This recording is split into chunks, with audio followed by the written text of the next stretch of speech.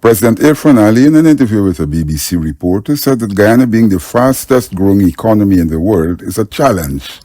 The challenge is to ensure that the people benefit from the oil wealth. He told Stephen Sakur, the interviewer, that to appreciate what is happening today, one needs to understand the position from whence Guyana came. And the starting point for Guyana has never been oil and gas. We're a country that came through a very painful past. 28 years of dictatorship. We had democracy reinstalled in 1992. And then from then, we were the second poorest country in the hemisphere. Our debt to GDP ratio was insanely high. We were using 98 cents on every dollar to repay foreign debt. Without oil and gas, we managed to bring that down to 5 cents on every dollar. But that wasn't true. Former Finance Minister Winston Jordan said that in the first instance, over time there were huge debt write-offs prior to 1992. The international conference allowed for debt write-offs by multilateral institutions, including the IDB. Money was owed, but there was the country's inability to pay. Jordan said that if the debt was taken as a whole, then Guyana would have paid 92 cents on every dollar. But some of the debt was dormant. And on the issue of oil and gas revenue overwhelming Guyana, President Ali held the opposite view. What this new wealth is allowing us to do is to create a country that is competitive in all the areas that we have potential in. So, for example, Guyana has always been rich in natural resources. We have a lot of raw materials. We have tremendous arable lands and fresh water.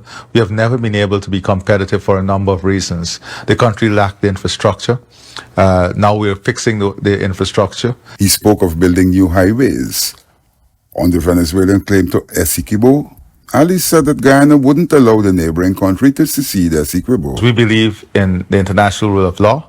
We are a peaceful country.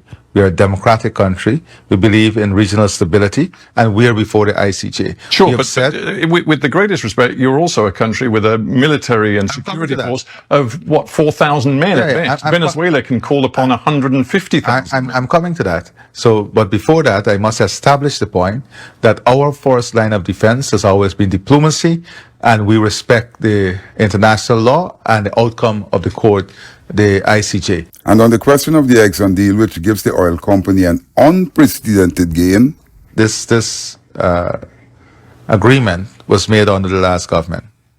You have not changed it, Mr. President. Yes, no, and I'm coming to that because there is something called sanctity of contract.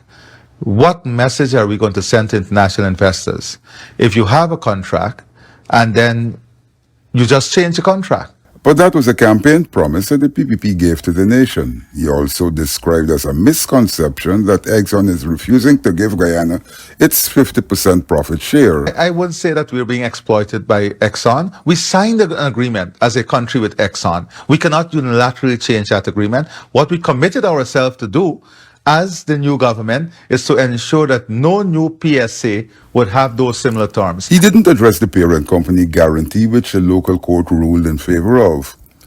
And an oil spill would be devastating to the rest of the Caribbean. What I can say is that there are systems in place in the operations of Manuel, operations of Exxon to take care of this.